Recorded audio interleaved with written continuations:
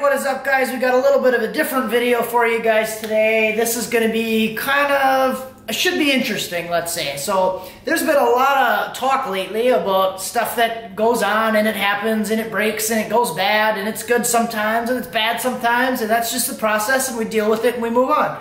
So, I wanted to make a whole video dedicated to just past failures and past things that have happened in my, I guess, vehicle modification days. So this is going back years, probably, I'd say at least 5 years or more. One of the examples is actually almost 8 years ago. So I kind of just wanted to go back, we'll talk about it, we'll laugh, it's a good time, we'll talk about what we learned, what we did to move on, and kind of show you guys that I'm kind of used to this stuff. So let's get started. So I'm going to snap one of these guys. This is a crappy day outside. Wisconsin, we got like 16 inches of snow in some places. Look at all the snow. Wind, stormy, sucks. This is April. In the middle of April, and we're supposed to get another 18 to 30 inches of snow tonight, and I didn't even shovel yet. So we're having a snow day today. That's why I decided to make this video, because I don't really feel like doing much else. I made a list. Actually rewrote this list like 4 times. So I will add, guys, that some of these videos are going to be back to my car stereo days, but if you're not interested in car audio, just stick around, watch till the end of the video. I will tie the examples into some type of a failure and just how it was bad in some way, so you'll get some entertainment and some joy out of it either way. So, number 5, broken wheels. So I want to talk about broken and bad wheels for a minute. So I had a Chrysler 300 and I was like hot boy driving that thing around, had 24s on it, and it was just a really nice car. I liked the car, I liked how it looked. I always wanted a Chrysler 300, put the rims on it, did the air suspension, did all kinds of cool stuff. And then I was a weirdo and I decided to put a big stereo in it, and that's when I really started to have problems. So when I had the 24s on it, I had a 25 sidewall, and the weight in the car did not work very well with the wheels. So I have one example, and this is actually the first time my wife came to pick me up on the side of the road. She was my girlfriend at the time. We had just started dating. Like, I don't even think anybody knew that we were dating yet. We were very, very new in our relationship. So I was on my way to Indiana, from Wisconsin to Indiana, to go to a stereo competition that day. And I made it about 40 minutes from the house and shredded one of my tires. So keep in mind, this is like probably a 2,000-pound stereo in the back of the car. Okay, shredded the tire, called her up. She went to my house, picked up a tire and like a jack and stuff, and brought it to me where I was, like 40 minutes away. And I was able to swap the tire, get the car back home, put on a new set of tires, and then still drive and make it all the way back to Indiana for the show that I was going to. And a positive note, I did actually end up winning that show. So it was kind of a frustrating situation and turned into a good thing. Just kind of pushed through it. It wasn't the end of the world. Put a stock set of tires back on, went to the competition, and ended up winning that day. So that was kind of cool. But that wasn't my first example with broken wheels. I also have some footage I can show you guys, and this was a very interesting situation, and this one really kind of sucked. So here we go again, 24s, on my way to Florida this time. Florida. So there was a big show. There's a big show every year, Spring Break Nationals. It's like a big stereo show in Florida, Daytona. So was driving there. I made it to the middle of Indiana and I broke 2 of the rims. Not a very good start to the trip, guys. So much for that spare that I put in the trunk. Doesn't really do much when you break 2 rims and you only got 1 spare. Oh well. On our way to Florida. Now I'm on my way to a dealership to see if I can con some guys into selling me some tires. Oh well. So So let me back up a little bit. So I broke one rim at a previous show that I went to, and it was like kind of devastating. This really sucked. I had just gotten this set of rims and broke the rim, and we were like 3 hours away from home, so I had to drive 3 hours home, get a set of wheels, drive 3 hours back to get the car, and then drive it home again. So that one really sucked. So to prevent that from ever happening again, I decided to build the stereo with a spare tire underneath the amp rack and stuff, like in the spare tire well. This was before I had the air ride. And had the spare tire in the car just in case one would break. Good thing. And made it to Indiana. And Indiana guys, your roads suck. I'm sure you already know that. Hit a really bad stretch of potholes and broke two of the rims. Both of the passenger side rims, like, completely shattered. And at this time, it's like 4:30 p.m. I'm kind of stuck on the side of the road. Me and my buddy were driving down there, and like, what am I gonna do? I can't just put one tire on, so I actually had to call a tow truck and tow me there. And while the tow truck was on the way, I'm on the phone, like, calling dealerships. So I was calling dealerships around the area, asking if somebody would sell me a set of wheels off of a car that was in their lot. And somehow I got lucky, and I ended up finding a lot. It was a very small dealership, and talked to the guys, and they said they would sell me a set of wheels off of a different Chrysler 300. And yeah, so the tow truck took me there. That was kind of expensive. Tow truck took me there. These guys, by the time I got there, they had the Chrysler up on the hoist, and I already had the wheels off of it. But they didn't have another set of wheels to even put on that car. So they left the car on the hoist for like a week until they got a different set of wheels to put on it. They sold me the wheels, and then the owner of the shop kept the guys there working late after they closed to swap out my wheels. And then they actually let me leave the broken wheels there, and then they shipped them back to my house. So that was a very, very expensive day. So that sucked. But I didn't want to miss the show, so we kept pressing on. I got the new wheels on, and I stopped back at that shop on the way home and then set up the shipping, and then I paid to have the guy actually ship the broken wheels back to my house because there wasn't any room in the car because it was just basically a big rolling stereo. So that was a kind of crappy situation, but still did what we needed to do, got the thing fixed, got it there, went and competed, and everything was good, and made it back home safely. Everything was fine. Number 4, 18-volt electrical failure. So in that same car, the Chrysler 300, I had a dual electrical system going on. So I had basically an 18-volt electrical system charging for the stereo, but I was stepping it down to a 12-volt, 14-volt system to run the vehicle's electronics. So what I was using in this situation was called step downs, and they're basically like a series of diodes in a big heat sink that steps the voltage down. And when I was using the first setup that I had like that, I was using 2 step downs, and these are like 50 amp max step downs, and had the fuses on them and wired them up. And I was already in Florida at this time and competing and just playing the crap out of the stereo, and kind of overheated and melted some stuff, and to a point where I basically like fried all the wiring for the step downs to step down the 12-volt electrical system. I didn't damage anything in the car, but I wasn't able to start the car at all because the only time that I could run the vehicle, it was charging at 18 volts. Because I had the alternator wired to charge at 18 volts, so that's what the car was seeing. I couldn't run it like that.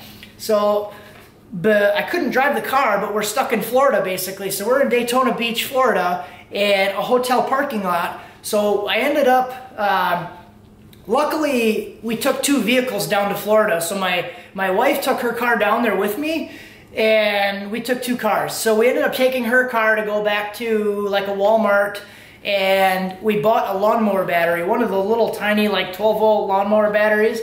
We bought that thing. I put that in the car to actually run and start the car, and then rewired the alternator in the parking lot of the hotel to charge 12 volts so we could actually run. So basically disconnected the stereo wiring and all that stuff, rewired the alternator to charge 12 volts like a normal system, and we were able to drive all the way home from Florida like that with that setup. So that actually, it sucked.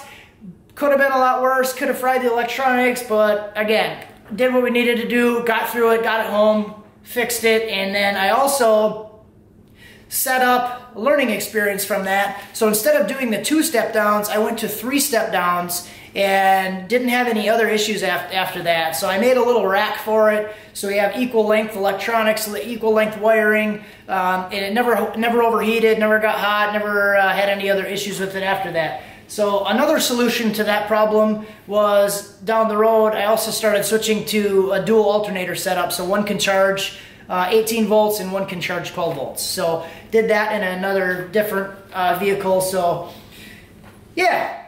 All right, number three, the countdown. So this one is related to my van that I had. I had this big old goofy looking van. It had free candy on the side. It didn't really have that, but that would have been funny. This van was a headache. Now that I kind of look back on it, it's kind of one of them things that I just really write off as a learning experience. I learned some from it, but I spent a lot of time, a lot of money, and it was kind of just a big waste. So it was a really cool van. Everybody liked it. I really enjoyed it. It was just too much, and it wasn't very efficient for what it was in the build. So learned a little bit from that, and I'll go into that a little bit more. But one of the big issues that I had with that van was the first day that I turned the stereo on, I blew out the windshield. Oh, shit. So that sounds like really cool and great and stuff, but the problem with it was that was the first day that I turned it on, and I had a big competition, the same one, Spring Break Nationals in Florida that week. So blowing the windshield out eliminated any chances that I had to do any testing on it, and that wasn't good. So I got the windshield in, but you're not supposed to like do anything with it until the glue completely dries. So I didn't play the stereo, didn't do any testing all the way down to Florida until the day that I got there. And basically the first day after that I turned it on, I was supposed to go qualify. So this is like a big event, so it's kind of expensive to register. It's usually like $150 or more just to register to compete.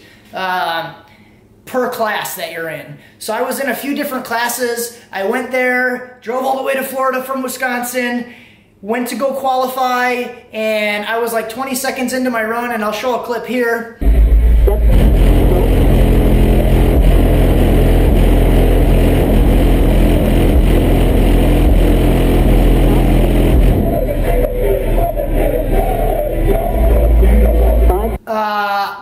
Basically, I ended up finding later on that I had an issue with my equalizer because it was mounted in the dash, and the dash was vibrating so much it actually broke the equalizer, and my score wasn't good enough to even qualify during that event because the stereo quit like halfway through the run. So I basically spent a year building this thing, drove to Florida, and wasn't even able to qualify at this event. So that completely sucked. So I didn't compete because I didn't qualify. So that was just kind of a ridiculous situation and really sucked. So what I ended up doing after that was taking half of the amps out. So I had 8 woofer amps in there, and this is kind of like just a big monster van. I ended up switching down to 4 amps, basically going down to like half power, and went to one other show with that van, and then I started disassembling everything and I sold the van. So it wasn't very efficient. It was a lot of power and a lot going on, and it wasn't very efficient, and I wasn't happy with it, so I sold it. So I got rid of it, took it to 2 shows, and sold it. So what I learned from that is more equipment doesn't necessarily make it good. So doesn't make it loud, just like a car. You can have all this really nice expensive stuff and build it the right way, and that's not going to make it fast. It's not going to make it loud. There's ways to do it, and take your time, and actually just throwing money at it doesn't make it loud. Throwing money at it doesn't make it fast. Making it look shiny doesn't make it fast. You know, kind of that kind of thing. So yeah, that really sucked. And one of the other things about that was everything was built like a solid steel cage. This thing was ridiculous. It was so much steel and so much went into this thing that it was almost impossible to change anything. So if I wanted to change the baffle angle or I wanted to take something out, it would have involved a lot of cutting of steel and all this other stuff instead of making it like easy to change. So instead of, it would have been easier basically to sell the van and start over than it would have been to change what was inside the van. And you see that a lot.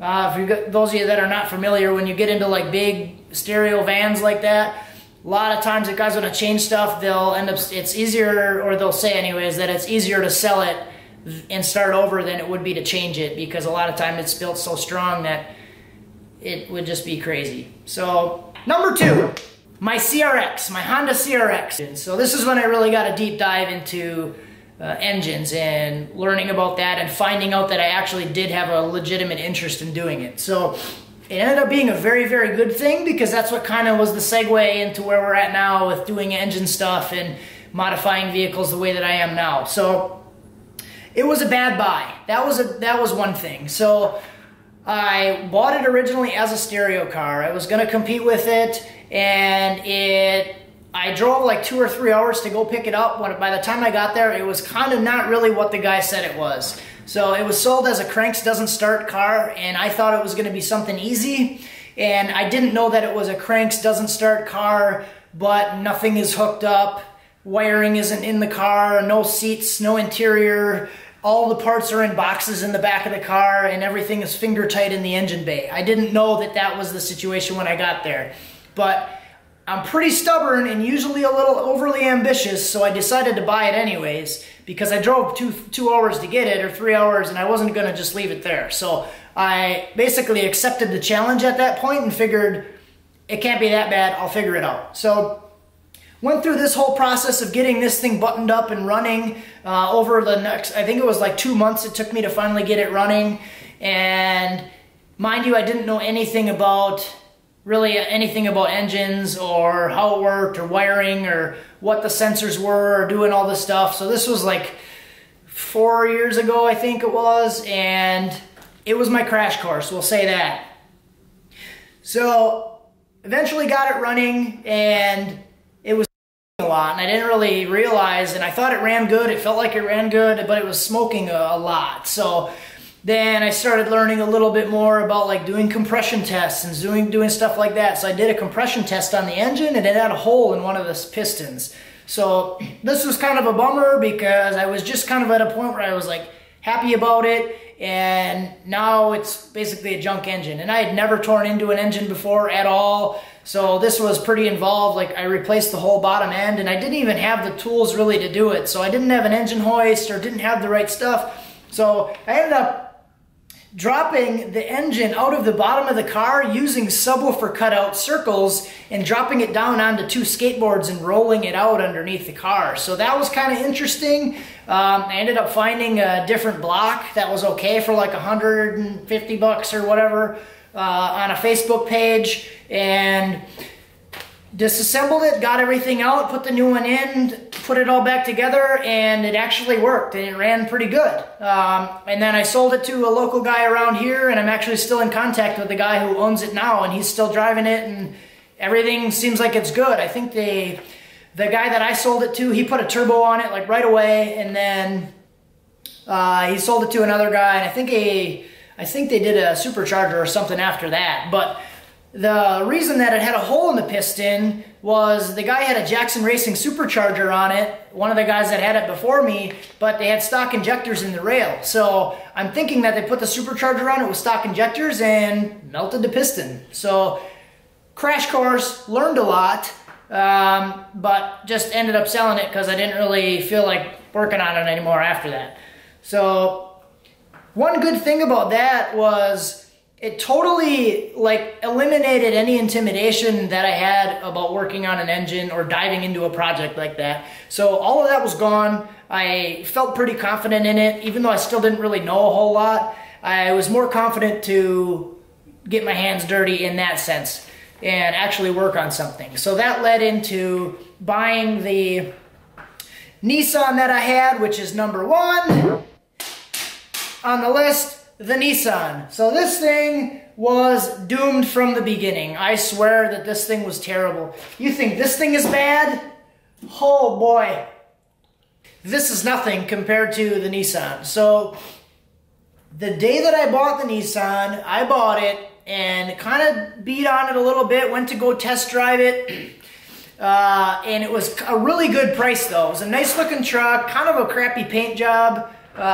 It was a nice quality, but it looked bad, if that makes sense. It just like had a really ugly pattern. So the guy said it had some valve noise. So I went to go listen to it and it was like clicking. You could hear it clanging a little bit. It wasn't in it, but it ran good. And I test drove it and kind of beat on it a little bit and it felt good. It felt fine. I felt confident that I would be able to make it home. Just in case it wasn't going to make it home, we had reserved a U-Haul trailer and we were going to just trailer the thing home. So me and my wife, we went to go get the trailer and we waited there for like 2 hours and nobody showed up to rent it there. It was like a mechanic shop, but had a U-Haul on the side and nobody showed up to do the U-Haul transaction. So I ended up just talking to the guy and I'm like, well, do you think it'll make it this far? And we kind of like, yeah, well, we'll take a chance on it. So we took a chance on it and ended up being a bad idea because I made it about 20 minutes down the road and all of a sudden it completely lost power, wouldn't do anything. And I'm like in the Walmart parking lot trying to change like fuel pump and do all this weird like basic stuff that I could do in a parking lot and couldn't get anything to work. So I ended up leaving it at a parking ride and then going back the next day with a U-Haul dolly and going to pick it up and getting it home. So this truck didn't run on its own power for almost 3 years after that. I got it home and started taking the engine apart to see what happened to it and found like the timing chain guide and everything was busted, broken in the bottom of the oil pan, and it was just junk everywhere. So I ended up seeing that the timing chain was loose and it ended up jumping timing, so that's why it didn't have any power and I couldn't drive it, and that sucked. So there was so much metal swirled around in the engine from the timing chain being loose and rubbing on the cover. It was almost completely worn through the water jacket on the timing cover, which is pretty common in those engines. But there was so much metal swirled around that I didn't want to use that block anymore. So I ended up finding a Rodnock engine from a 240SX, another KA24 engine from a 240SX.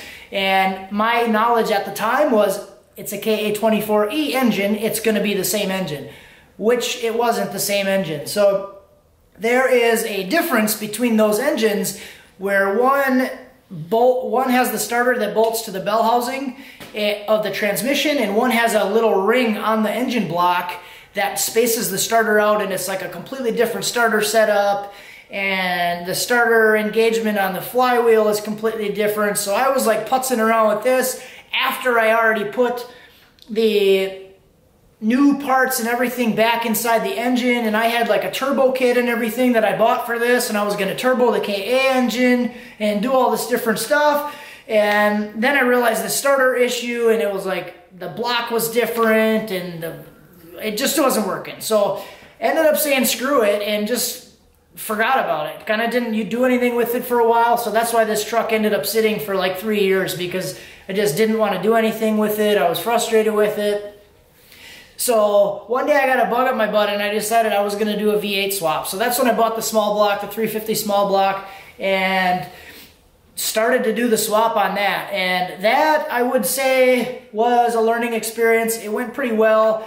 And I wanted to have something that had a little more power. That's why I was going to turbo the KA, to give it more power, because I was planning on carrying a big stereo around in this truck, so I wanted something with more power. So I said, screw it, instead of doing the turbo, let's just put a small block V8 in it, and that'll be kind of cool too. So I learned a little bit about the V8 stuff, small block stuff, learned about carburetors and rebuilding and doing all that stuff, so it ended up being pretty good. One of the big mishaps though with this whole engine, probably the worst and scariest thing that I think has ever happened working on a vehicle, I actually dropped the engine off the hoist. And that was a very big wake-up call for me, because it was actually kind of scary.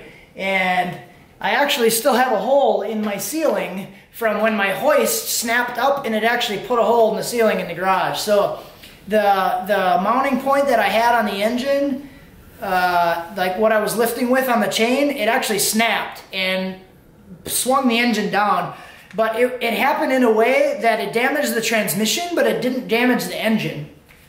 So that's why if you ever notice how I'm like struggling in my videos to move my hoist around, it's because it actually smashed the leg of the hoist, and I flipped the leg over and I welded a caster onto the other side of it because that engine smashed the hoist. So there was a couple bent push rods, and all the other damage ended up being on the transmission. It was a turbo 350 transmission, so I ended up giving it to a different guy as a core, bought a different transmission, and like checked over everything really good on the engine and heads, and everything was okay. Put new push rods in it, and that was good. But that was freaking scary, I'll tell you that much. I've never seen my wife come running out of the house so fast because that was loud, and luckily I was actually standing inside the engine bay when it happened because I was guiding the engine around, and as soon as it cleared the radiator support, that thing broke and the tail whipped down and it fucking launched the hoist into the ceiling, and it was loud, and I was pretty shook up because I was just standing in that spot, like, because I was, you know, trying to work it in. I think I was actually pulling it out. So I was pulling it out and I was just standing in that spot where it fell with my leg like up on the hoist. And for some reason I decided to go inside and I was going to try to push it out.